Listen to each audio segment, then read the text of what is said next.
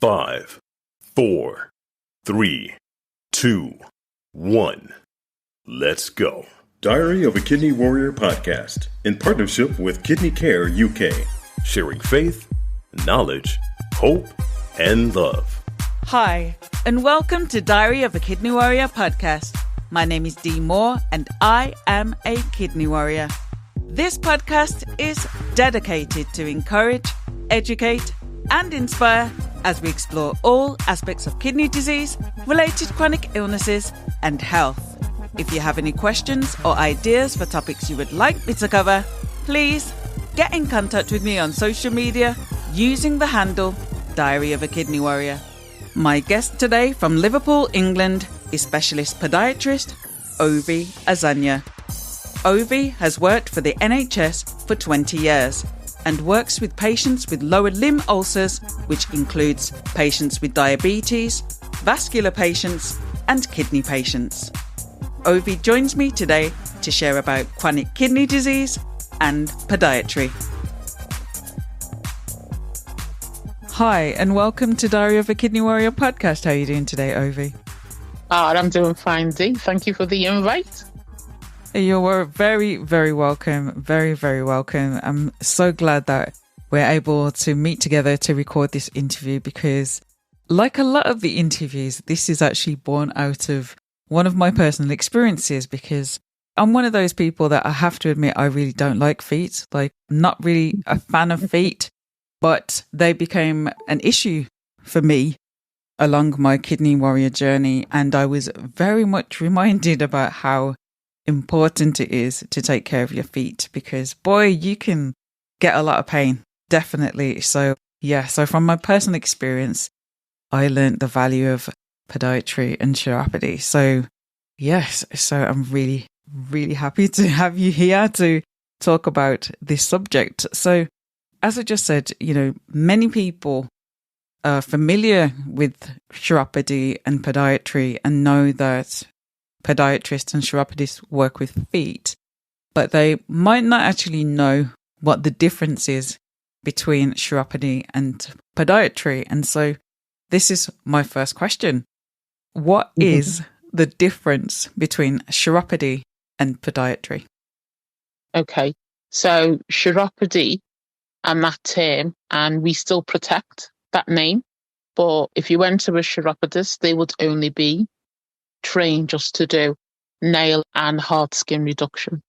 And that's it, nothing else. No wound care and anything else. So podiatrists now, and people, that word podiatry, just to break it down a little, podo and Latin means foot. So podiatrists now, and the podiatrists you see, are degree educated clinicians who work with patients, carers, GP consultants, healthcare workers and other AHPs in the protection of getting the best health outcomes for people with foot conditions. So in terms of people living with kidney disease, what do they need to know in terms of taking care of their feet?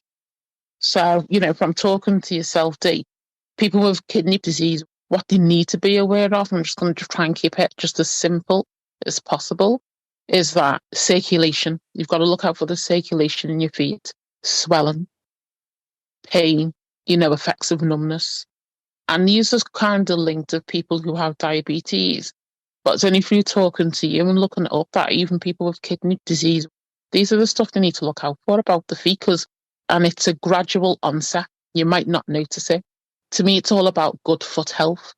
So, and like you said at the beginning of the podcast, most people don't like feet, and you're only aware of your feet when something goes wrong, because we just expect our feet to do what we want them to do.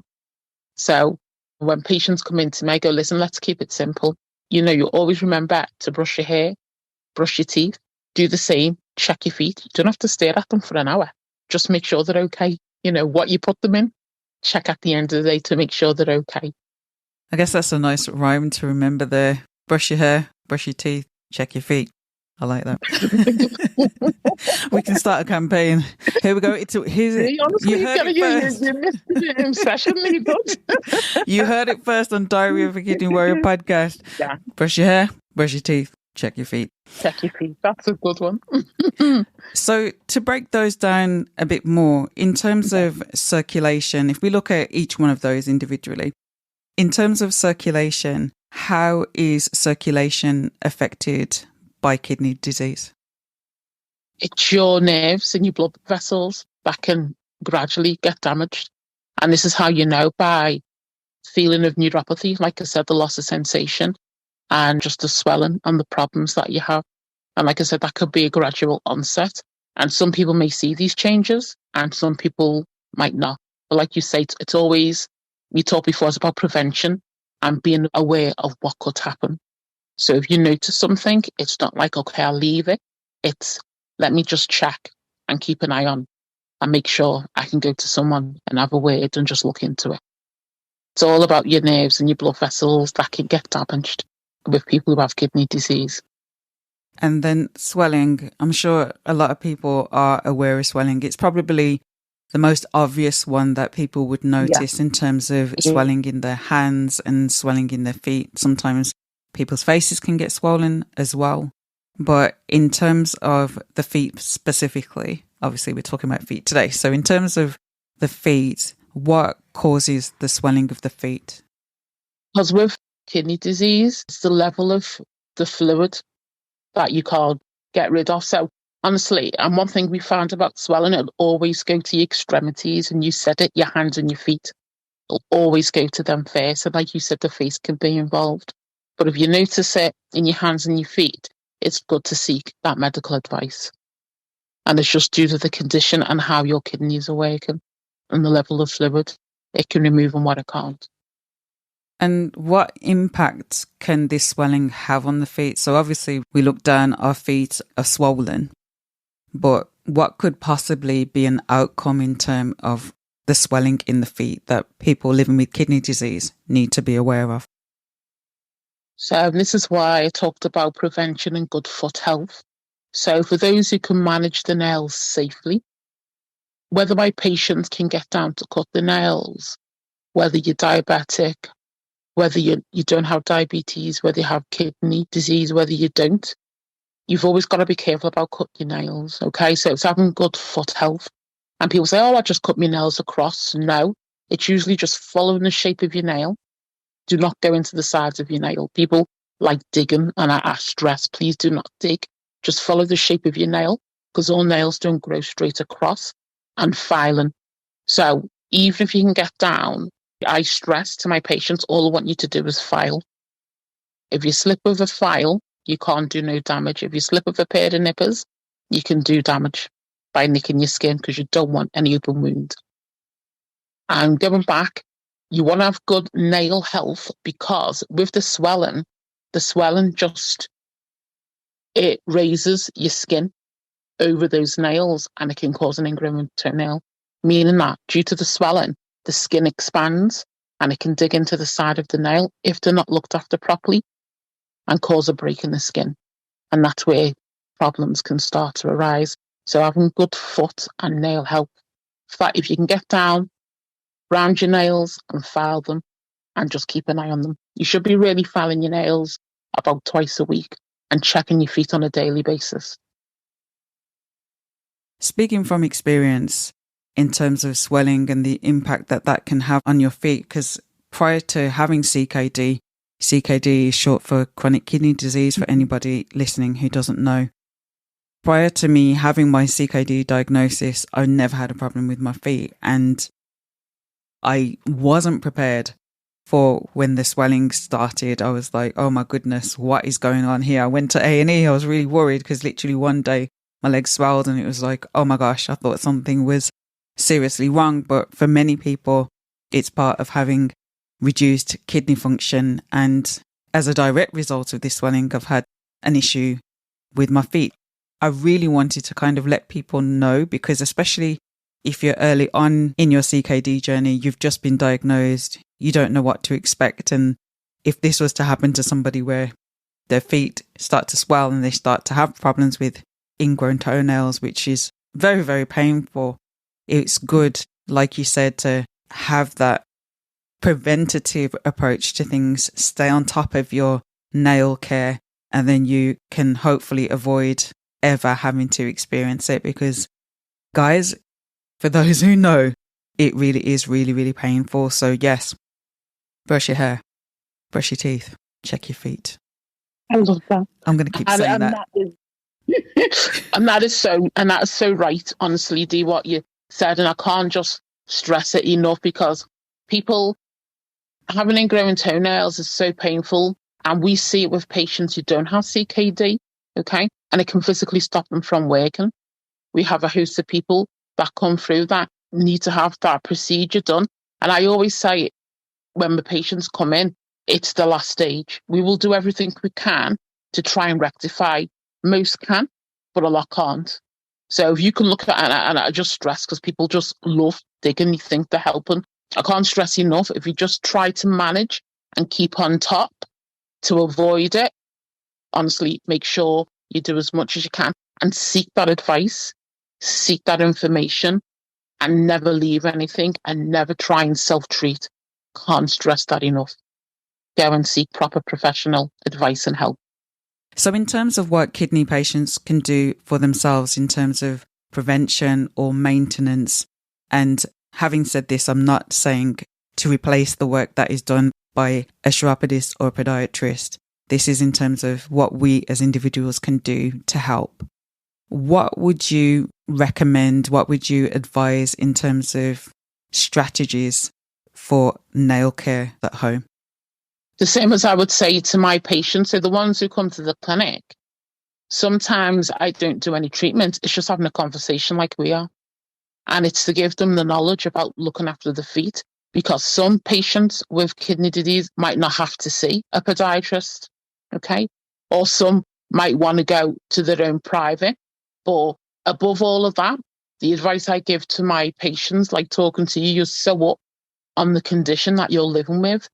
Know your condition. So whatever professional you go to, you know how your body works, okay? You know how your feet work. You know what feels comfortable, what doesn't feel comfortable, and make sure you voice those concerns. Doesn't matter that you're in front of whoever professional you end up in front of. I reiterate to my patients, make sure that you're up on your own foot care, that you know what works, what not, and how to maintain your feet. That's the key. Once you know how to look after your feet and what works for your feet, you're going to be okay. So on a practical level, would that be things like using powder between your toes or putting oil on your toenails? Is there any practical things that we could do? So the practical, I expect people to check the feet every day. And I always say the beginning and at the end of the day, because somewhere through that day, you're going to put footwear, socks, footwear on and take them off. So that's why I say at the beginning, at the end of the day. And at the beginning of the day, you can go, right, your feet look okay today. Put your socks and shoes on. And then at the end of the day, when you're taking them off, with those shoes pressing, does my feet look a little red? Can I see indentations on my feet? That means I'm just going to maybe have to rejiggle or find comfortable footwear. I always advise that you need to moisturize your feet every day. How you put cream on your feet is how you put hand cream. A little bit of hand cream and you massage it dry is the same with your feet. You'd never go in between your toes. And the reasons why, and you never use powder across the board. And the reasons why, because you have pores in between your toes. If you block those pores, you start to have athlete foot and fungal infections. So after a bath or a shower, or whether you're bathing, you'll always dry properly in between your toes, and you apply no powders and no cream, unless prescribed by the doctor if you do suffer from fungal infections or athlete's foot. Only if you need prescribed medication. But otherwise, no, just dry in between. That's a really important point there, because you don't want your feet to sweat and you don't want your feet to smell. You automatically just bung some powder on, thinking that it's going to keep you dry and fresh, but actually you're going to cause the opposite problem with athlete's foot. So yes, guys, listen very carefully. Ovie knows her stuff. So yes, unless it's prescribed, don't put it there. So going back to what you mentioned before in terms of what kidney patients can experience in regards to their feet. So we've touched on swelling that can cause pain, but what other things can cause pain in kidney patients' feet? I think so. New areas of swelling, inflammation, throbbing.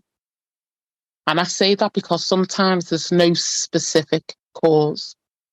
It can just happen because your body will never tell you why it's doing something. It will just do it. So I would just make sure that you're aware of it. And especially if it's a new onset, it hasn't happened before. And I always say to record it. How long does it last? Does it stop you from doing what you were doing? And how long can you get back to do what you were doing before the pain started? Because your GP or whatever profession you're going to needs to understand that something's going on. The next one was numbness. So what do kidney patients need to look out for in terms of numbness? Again, so if you get a numbness in your feet, it's probably recording the onset and making sure, I say this to patients with diabetes because sometimes some of them can parallel, that honestly, around the home, please wear some comfortable slippers, okay? Because numbness is a loss of protective sensation, okay? So if you're feeling numbness, if we both stood on a pin, I would instantly, my protective reflexes would lift my foot up. If you got numbness, you probably wouldn't feel it until the pin pierced the layer of your skin, okay? And for kidney patients, where your healing can be compromised, okay? You don't want a portal. Any break in skin is a portal of entry, which we do not want bacteria to enter. And that's really key for kidney patients, only because naturally you can have poor healing. And then again, some may not, but just to be aware, you could have poor healing. So any break in skin, you want to try to prevent or avoid.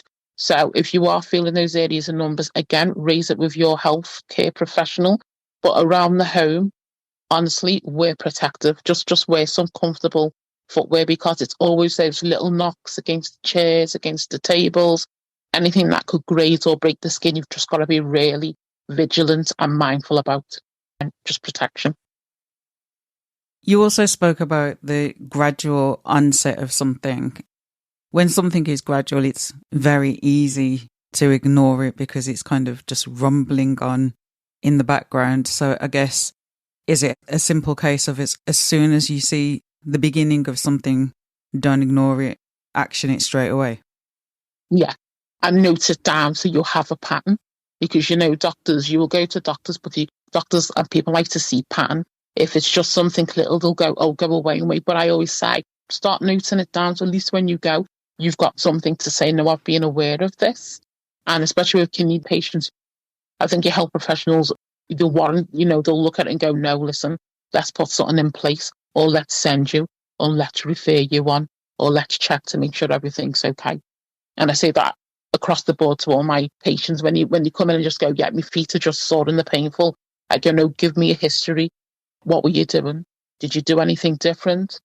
Can you give me a timeline? How long it lasts? What can you do? Because they're quite really important questions that health professionals need to know, because then they'll signpost you in the right way. So you mentioned about breaking the skin, and I like to cover the good, the bad and the ugly of subjects. So without trying to scare anybody too much, you mentioned about breaking the skin and damage to the feet that way. So what are the potential dangers or bad things that can happen as a result of breaking the skin and damage to the feet? Okay, so any break in the skin is an ulcer. And for patients with kidney disease, it's the infections that can set in. And it can be long-standing because your healing properties are really poor. So, you won't heal, as you will have delayed healing, which just increases the risk of infection, which you really want to prevent. So, not trying to scare anybody, but any break in skin, just clean it out. Just normal salt water. Put a nice dry plaster. I would say after a day, if it's not looking good, always go and seek advice from your practice nurse or someone. Let somebody have a look at it to make sure everything's okay. Never leave it. Okay? So they're just instances. If you did have a break in skin, just don't leave it. Wash it out. nice dry plaster. I would say just after the day, just go and make sure that everything's okay. Never leave it. If you're a good healer, it will heal. If it's taken that long, you need to make sure people have noted it down and they're monitoring. So you're not going until it's a big raging ulcer. Because, like I said, you can say any break in skin is an ulcer. You just got to be careful with patients with CKD as well for your poor healing. It could escalate, which you really don't want to. You want to nip it in the bud and leave it. Because I have too many people say, oh yeah, I looked after it myself. No, always make sure somebody looks at it to make sure, no, we're doing okay. What you're doing is right. We'll check on it in a couple of weeks. Never leave anything. So if anyone wants to find out more information about podiatry and foot care, where can they find the information? Yeah, they can go on the Royal College of Podiatry website and it'll come under Feet for Life. I love that term, Feet for Life. And there's a whole load of information on that website. So it's for members and non-members and for public, and it's a really good website to go. Even if you want private podiatry, there's a host of information you can get lost looking at. Check out that website, Feet for Life, for more information. I'm going to leave the final word with you, Ovie. What final word do you have for the listeners? Prevention. Catch everything quick. Check on your feet daily. Moisturize. Foot care. Comfortable footwear. Your feet will always let you know what's going on. Whether you want to listen to them or not, they will tell you what's going on. And just to bolt on one last one there, you heard it here first. Brush your hair, brush your teeth, check your feet. You heard it here first on Diary of a Kidney Warrior podcast.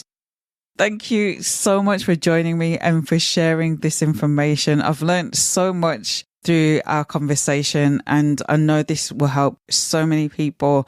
We're all about prevention is better than cure on this podcast. So we really want to prevent people from going down the road of suffering when it comes to their feet. So thank you so much for your time today and for sharing such amazing information.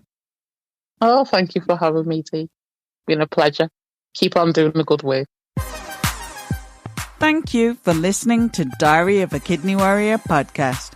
And don't forget that you can contact me on social media using the handle Diary of a Kidney Warrior. Please do subscribe to the podcast and please do tell a friend.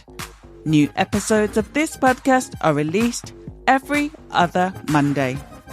Until next time, take care and choose to live. Diary of a Kidney Warrior, sharing faith, knowledge, hope, and love.